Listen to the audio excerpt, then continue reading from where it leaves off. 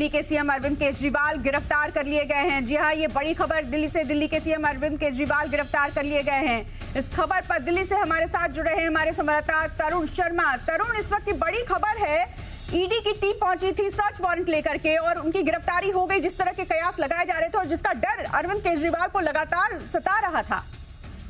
बिल्कुल, हम बताना चाहूंगा कि इन्फोर्समेंट डायरेक्टरेट ने अरविंद केजरीवाल को अरेस्ट कर लिया है। तकरीबन 2 पूछताछ के बाद अरविंद केजरीवाल को अरेस्ट किया है। ये लिकर केस या ये कहें कि जो एक्साइज पॉलिसी का जो केस है उसमें 16वीं गिरफ्तारी है और ये दूसरी बड़ी हाई प्रोफाइल या ये कहें कि तीसरी बड़ी हाई प्रोफाइल गिरफ्तारी इस केस में हुई है। पहले मनीष सिसोदिया का अरेस्ट हुआ, जो एक्साइज मिनिस्टर थे दिल्ली सरकार के अंदर। उसके बाद तेलंगाना से के कविता का अरेस्ट हुआ और उसके बाद से ही लग रहा था कि अरविंद केजरीवाल को किसी भी समय ईडी उठा सकती है।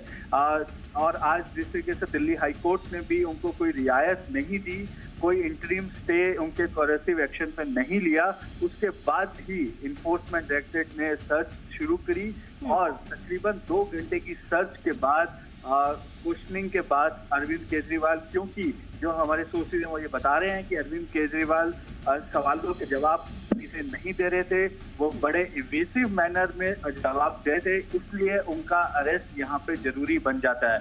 और मैं बताना चाहूंगा, इन्फोर्समेंट डायरेक्टरेट इस पूरे केस को पिछले 2 साल से इन्वेस्टिगेट कर रहा है और काफी सबूत यहाँ पर इन्फोर्समेंट डायरेक्टरेट के पास हैं और जो उस सबूतों का कुछ हिस्सा आज उन्होंने दिल्ली हाई कोर्ट में भी जज के सामने रखा कि हम इस वजह से चाहते हैं कि अरविंद केजरीवाल को कोई अंतरिम रियायत ना मिले, गिरफ्तारी या कोई भी कोरेसिव एक्शन की, जिसको दिल्ली हाई कोर्ट ने माना। और उसके बाद शाम को तकरीबन 7 बजे इन्फोर्समेंट डायरेक्टरेट के जो एडिशनल डायरेक्टर हैं कपिल राज, वो अपनी टीम के साथ, जो पिछले 2 साल से इस पूरे केस को इन्वेस्टिगेट कर रहे हैं, अपनी टीम के साथ अरविंद केजरीवाल के घर पहुंचे, उनसे पूछताछ शुरू करी। लेकिन पूछताछ में अरविंद केजरीवाल ने सहयोग नहीं किया।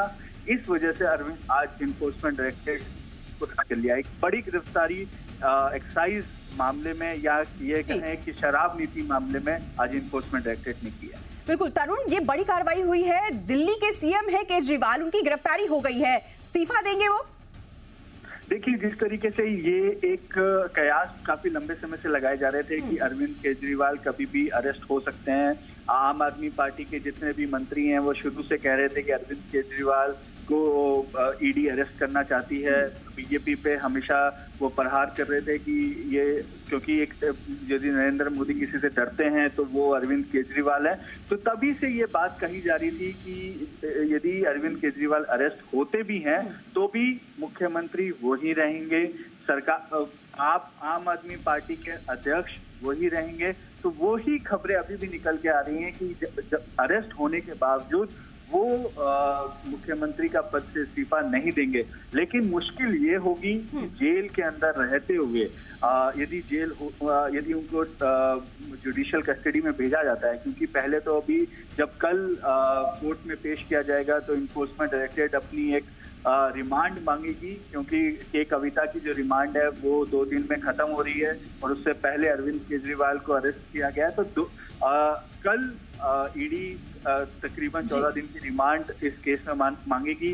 जितने दिन की मिलती है उस पर डिपेंड करता है। और उसके बाद जब जुडिशियल कस्टडी में भेजा जाएगा अरविंद केजरीवाल को, तो वहां से किस तरीके से सरकार चला पाते हैं नहीं चला पाते, वो एक देखने की बात होगी। लेकिन लोकसभा चुनाव 2 महीने का अंतराल है और उस बीच अरविंद केजरीवाल की गिरफ्तारी एक पॉलिटिकल हलचल भी पैदा करेगी।